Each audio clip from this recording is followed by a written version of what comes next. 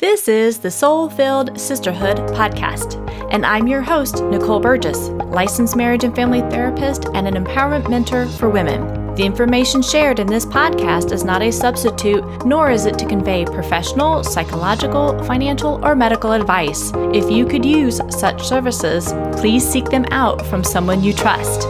Now here is today's episode. Episode 36. Today's episode is sponsored by Nicole Burgess, Empowerment Mentor. She helps the high-achieving, introverted, and sensitive female entrepreneur end the overwhelm and stressed out cycle, create more balance between her work and personal life, so she can have deeper connections not only with her partner, her children, but herself. To sign up for my free online workshop on the 5-step strategy my clients use to end overwhelm, get rid of guilt, and increase connection to their partner as a high-achieving and highly sensitive woman, go out to NicoleBurgessCoaching.com/end overwhelm. Now here is today's episode. Well, welcome, sisters. This is part 3 of the 3-part series regarding money mindset. So if you haven't listened to episode 34, I encourage you to go back and listen to that episode. I talk quite a bit about getting really curious about your money, your beliefs around money, where you learned them, and I talk about a survey that I conducted back in October of 2018. And I reviewed some of those questions or fears that people shared with me in that survey. And one of the common themes that kept coming up was really the shame around not understanding budgeting, not understanding money, not understanding finances or investing, and some questions that you can ask yourself and some places that you can go to begin to get skill level increased or changed, because again, if you don't know something, you can definitely learn it. And I know in episode 35, Joan Sotkin talked quite a bit about this. She shared her personal journey in mastering her finances and how she currently works with other people regarding their money mindset through masterminds that she does and helping them really heal their shame around that money. We talked about like if you've learned it, you can unlearn it. If you don't know it, it's possible to learn it. If you think about if you ride a bike, you had to start somewhere. And it's the same thing about understanding how to manage your finances, how to invest, how to be more abundant financially. It's all learnable. You can truly do it. If you learned how to ride a bike, you can learn how to do your finances. If you learned how to add 1 + 1, you can do your finances, you can do your accounting. So in today's episode, I want to talk a little bit more about the other kind of, I want to say polar opposite in a way, of having an upper limit on the amount of money you believe you can have or attain through your business or your career. Some of those mindsets or limiting beliefs that get involved here, and also some practical tools and places that you can go to get more support regarding that. So one thing that I know for many highly sensitive women, money is not a driving force, and that goes for most HSPs. And we're going to talk a little bit more about that in the following episode when I speak with Heather Dominic, who is a highly sensitive person and an entrepreneur, and she shares a little bit about that in that podcast next week. Yet, if you've got debt or you're not putting aside money for your future, then you're really getting in your own way. And some of the, I call them mentors that I have read about, followed their work, done some of their worksheets. One of them is Barbara Stanny, who now goes by Barbara Hudson. One of her books, which I have not read this specific book, I've read a couple of her other ones. She states in the books that I've read, and the name of this book is called, Your Prince Charming Isn't Coming. And it's so true. You can stay stuck in that place of I can't ever manage stuff, or I don't know how to, or I'm never going to earn enough. That nobody's going to come to rescue you out of this. You have the ability to make changes. You are fully and completely 100% responsible for your choices. And she talks quite a bit about that within her books that she has. One of the books that I've read is The Secrets of Six-Figure Women and Overcoming Under-Earning. She's got a lot of great information in those books, lots of prompts for you to go back and get curious about where you've learned some of these things or how you think about money and earning, your earning potentials and all of that. One of these things that I said earlier is, do you have a ceiling on how much you think you can potentially earn? So Gay Hendricks, of his book, The Big Leap, and then Barbara Hudson, they talk about this. And so one of the questions that I know in one of Barbara's books, she takes you through like these incremental dollar amounts of what you imagine. Imagine you are earning $5,000. How do you feel? What are your thoughts about it? And then she continues to increase that earning potential dollar amount. And I know Gay does the same thing in his book, and then he goes deeper into some other areas as well. And one of those, I remember when I was back in my 20s, I think I was more stuck at like, wow, I can only earn up to maybe $65,000 or $75,000 a year, and that's all I would be able to do. And some of the young people now, depending on their degrees that they're coming out with, that's their starting salary, is that $65,000, $75,000 when they start. And that wasn't my case when I started out in accounting, and I had to work my way up and, take more tests if I wanted to become a CPA, which I had no desire to do that. But now as an entrepreneur, I know there are ways for me to earn more, and there are steps that I can take to make that happen. But it really comes also back to believing, is it a possibility? So my current upper limit is thinking of, me earning $1 million a year. That for me blows my mind. Some of my beliefs around that is, oh my gosh, I'd have to have this huge team of people to be on it, to help me manage that business. And some of the money mindset people that I have followed, like Denise Duffield Thomas, she actually shared in one of her recent blogs that, she's a self-made millionaire, and that when she was working up, she had some of that, I'll have to have a huge team, and she doesn't. She doesn't have a big team for her business. What she does have, though, is people that help her in her personal life, like a nanny, a house cleaner. All of that helps support her do the business stuff and have time for her family as well to help her create that balance. So as I said, in episode 37, I'm going to have this conversation with Heather Dominic. And, she earns over $1 million in her business. And she talks quite a bit about how HSPs, money is not their driving force, which again, it doesn't have to be. It's more about getting comfortable with what you can earn, how you can set yourself up to succeed regarding that, and being able to put money back for your future, which I was reading a statistic the other day, something about some of the research out there from 2015 says those that are at the age of retirement only have like an average median of $104,000 saved in their retirement. Well, you're not going to be able to live on $104,000 for the next 20 or 30 years. As you know, we're all living longer, and you cannot survive on $104,000 for 20 or 30 years.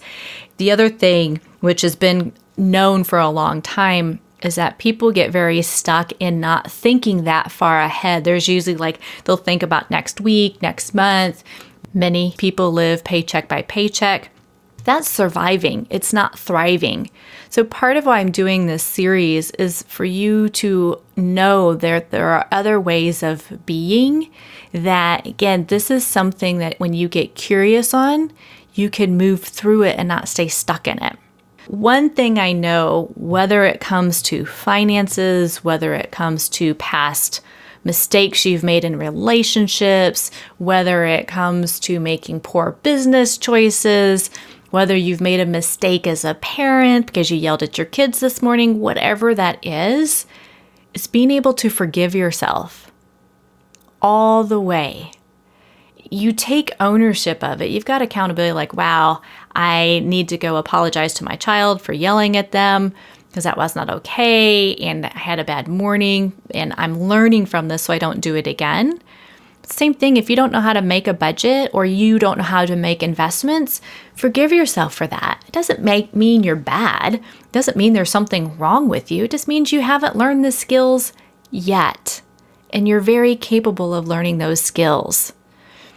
The other thing is to forgive all of those people in your life, from your parents to your community, to the caregivers, to the teachers, to whoever you learned about money mindset, to whoever that taught you about you can't have enough money or you can't earn enough, whoever it is that you got those messages from. Again, remember, our messages really get sunk in by the age 9. Forgive them. That way you are no longer tied to that old memory, because the past is the past. You can do this differently. You know, there's the saying that and I know you know this from if you've been listening to my podcast, as I'm a firm believer in this, you've got to do the inner work so you can truly do the outer work. Your answers are within you, and you're very capable of going there. I know sometimes it can feel really scary to dive deeper into these specific areas. Just know you can do it, and it's possible to come out on the other side. So in episode 34, I'm going to backtrack a little bit. I think I talked a little bit about affirmations and more of that positive mindset. It doesn't mean you're happy-dappy all the time with positive mindset. What it means is where you're placing your focus. So if you're placing your focus on I can't, I won't, I will try, it means you're going to stay stuck. Your brain is going to look for evidence, right? The fears are going to look for evidence to really support how you are unable to do things differently, which is totally untrue. When you are, I'm grateful for, I am doing this, you're putting yourself into action and staying more in that abundance, whatever that abundance may be for you. Now, if you're really looking for some true practical tools, 2 people that I highly recommend, and if you don't like them, follow them, that's okay, find somebody. But Dave Ramsey is one person that I highly recommend to many, many people. So he has this concept, which is not a new concept, but he talks about this quite a bit for those who are in debt, which is zero-based budgeting. So what that means is you look at every single expense that you have for what we call is the accounting period. So it's like every month. Do you really need to have that expense? Do you really need it? Can you get rid of it? So for some people, they have spent $500 just going out to eat, which that does include groceries, and they're in debt. A way to cut back on that is not go out to eat so often, not go to Starbucks so often. Can you cut down on your cable bill? Can you cut down on your cell phone bills? What are some of the areas that you can cut down on so that when you go through that zero-based budgeting, you've got a certain dollar amount at the top, which is your revenue or the income coming in. And then by the time you get down to the very bottom, it should equal 0. So that means you're covering your mortgage, your rent, your utilities, your gas for your car, whatever else that you need to cover. And then by the time you get down to the bottom, it's 0. So he also includes putting back money for your, an emergency fund, putting back money for retirement. And he explains that better in the work that he does. Another person I recommend looking up, maybe getting her books, is Susie Orman. She talks quite a bit about making sure you have a will. She talks about some investing. She talks about estate planning. Again, if you are a parent, you need a will. The reason is if something were to happen to you and or your spouse, you also want to make sure you've got, some custody arrangement set up, or those who would take guardianship of your children. And again, I'm not a lawyer, so I may not be saying these terms correctly. So you need to speak with a lawyer about getting these things set up. Again, that is you really owning your own money story. That is you taking responsibility for where you are so that the fear doesn't hold you back anymore. The shame doesn't hold you back anymore. If you want to learn more about your investing, Barbara, I think it's Barbara Hudson that I was reading, I think it was hers. She talked about if you don't understand it, don't invest in it. I mean, it's basic and yet it's so true. It's like pick one thing that you're going to learn about so that you fully understand it. Maybe take some financial adult classes so you can get some basic understanding of that. You can hire a certified financial planner. There's 2 different options. Again, I'm not a financial planner, so do your due diligence about this. They have the option, I believe it's like you do a one-time fee where they go over your finances with you and where you want to go and kind of your goals for retirement, traveling, things like that. Or you have a financial planner that you can do like a monthly percentage of your investing that you're doing. I have been told to go mostly with the one-time fee. But again, do your own due diligence on that and ask what the difference is. I'm going to put a resource link in my show notes. It's for the National Association of the Personal Financial Advisors.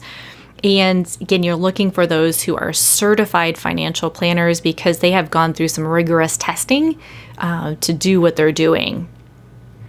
Okay, so other books regarding more the practical stuff, which is the investing piece of it and understanding money mindset, is Rich Dad, Poor Dad. That is by Robert Kiyosaki. I know I'm not pronouncing his name correctly, but he talked about growing up with a father who really had a very limited belief system regarding making money and investing and being wealthy. And yet he then was mentored by various folks throughout his lifetime, and he's got his own programs out there now. But that's another great resource. I just read that, I think it was last October, November of last year. And I had heard about his book years and years ago, but I hadn't read it at that point in time. Another book that you could read is by Kate Northrup. This is more about money mindset, which is Money, a Love Story. You can read Sharon Lechter, Think and Grow Rich for Women. That book is based on Napoleon Hill's Think and Grow Rich. Many mindset coaches out there, motivational coaches out there, whether it's business, whether it's finances, a lot of their work is based on Napoleon Hill's Think and Grow Rich. And he talks quite a bit about setting very specific goals, what that dollar amount is, why you want that dollar amount, what it's going to be used for. And when we get more specific about it, then you are taking those steps towards that. So I hope this has been helpful for you. Again, I would say if you're really struggling financially right now and you don't have a lot of money to spend on books or things like that, start out at the library. I'm a big advocate for my library. I love my library. They have got some great books out there, and I can look at them. I can read them to see whether or not that's something I really do want to invest in and bring it into my own personal library. And if I don't, I can go there over and over and over and check it out that way. Otherwise, go out to the used bookstores, whether they're online or locally at your own community. Look for some of these books. It's so much about this, and what I'm advocating to you is to take action. No longer live behind that shame virus that is really coating everything in your life. When you don't give yourself that permission to explore your money fears, your money worries, then you're going to stay really stuck in that. You don't need to. You really can do this differently, and you can do it differently than what even your parents have said you could. You're an adult. You're able to make these changes. It's your life.